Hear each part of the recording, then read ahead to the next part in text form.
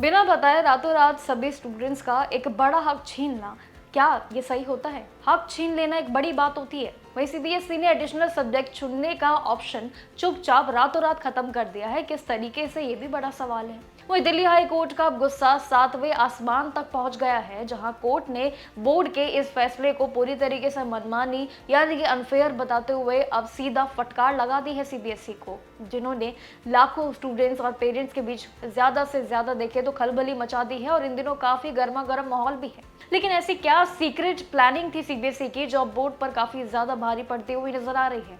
और क्या अब छात्रों को उनका हक वापस मिल पाएगा? इस तरीके के कई सवाल है। चलिए समझते हैं आखिर यह मामला क्या है और आखिर सीबीएसई की वो बड़ी गलती क्या रही है। देखिए, ये पूरा मैटर एक फिल्मी ट्विस्ट जैसा ही है, जहां सीबीएसई ने बिना बताए रूल्स बदल दिए और साथ ही दिल्ली हाई कोर्ट ने उन्हें बीच रास्ते में अब रोक भी दिया है, फटकार भी लगा दी है।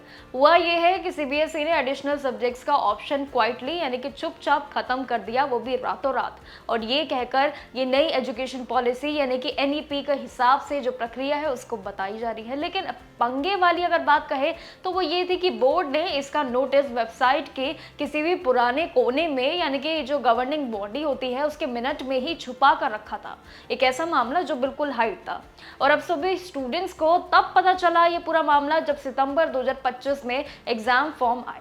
कोर्ट ने सीबीएसई को बहुत बड़ी तरीके से फटकार तो जरूर लगाई है और साथ ये कहा है कि अब आप इस पूरे मनमानी को ढंग से बच्चों के करियर के हिसाब से ही बदल कर अब पेश कीजिए, क्योंकि बच्चों ने सालों तक इस पूरे रूल को लेकर भरोसा किया है, तैयारियां उसी हिसाब से की है। कोर्ट ने यह भी साफ कर दिया है कि प्राइवेट जितने भी उम्मीदवार हैं उनको 2025 से लेकर 26 में एडिशनल सब्जेक्ट्स एग्जाम देने का पूरा हक है और साथ ही सीबीएसई की इस पिटीशन को खारिज करने के दावे में जरूर डाल दिया है। देखिए, सिंपल शब्दों में अगर हम पूरे मामले को समझे तो एग्जामिनेशन बाय लॉज वो रूल्स होते हैं जो काफी भारी होते हैं, जो कि सीबीएसई ने 1995 से बनाए हैं ताकि एग्जाम्स फेयर तरीके से हो सके। लेकिन अब फेयर का कोई चांस नजर नहीं आ रहा है।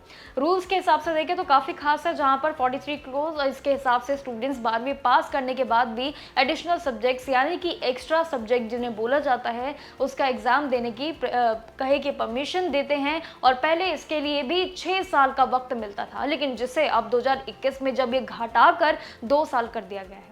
अब सारा जो विवाद है वो तब शुरू हुआ जब सीबीएसई ने दिसंबर 2024 में एक नया प्रपोजल पेश किया। पास करके ही एडिशनल सब्जेक्ट्स की जो कैटेगरी है ना उसको पूरी तरीके से खत्म कर दिया था। लेकिन देखा जाए तो सीबीएसई का ये पूरा अगर आर्ग्यूमेंट देखें तो ये उन्होंने ये फैसला एनईपी पॉलिसी के तहत यानी कि पब्लिक इंटरेस्ट में लिया है और साथ ही सभी स्टूडेंट्स ये नहीं कह सकते हैं कि उन्होंने पुराने रूल्स की उम्मीद नहीं थी। इस तरीके की प्लानिंग।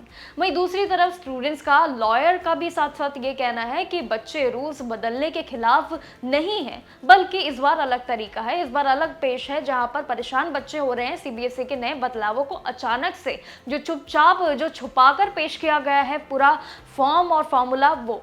वही स्टूडेंट्स ने अब सालों तक पुराने बाय लॉज के हिसाब से जो तैयारियां की थी, अब सीबीएसई का ये कहना है कि उन्होंने वेबसाइट के किसी पुराने टैब में इस पोस्ट को अलग से रख दिया था और साथ ही बच्चों के करियर के साथ जो है खिलवाड़ किया है। इस तरीके से खबरें भी जरूर आ रही है। लेकिन कोर्ट का ये भी मानना है कि बिना किसी नोटिस के ऐसे बड़े बदलाव करना एकदम बिल्कुल गलत है और साथ ही जब तक किसी का अप्रूवल ना आ जाए, जब तक किसी भी पुरानी वेबसाइट पे नए नोटिस को डालना, हर चीज़ों को छुपाकर जो है नई नई पुरानी वेबसाइट में रखना, ये एक बहुत बड़ा एक मिसयूज है सभी बच्चों के साथ और उनके भविष्यों के साथ। यानी कि सीबीएसई लगातार जो गलतियां करता जा रहा है, चाहे परीक्षाओं के हार्ड पेपर को ले ले, जेईई जैसे सवाल जो उनको दे दिए गए हैं, इस तरीके की तमाम चीज़ें जहाँ पर एनसीईआरटी से बाहर के सवाल भी आ रहे हैं जो बच्चों का खुद का कहना है। इस तरीके की बड़ी बड़ी गलतियां लगातार सीबीएसई से हो रही है।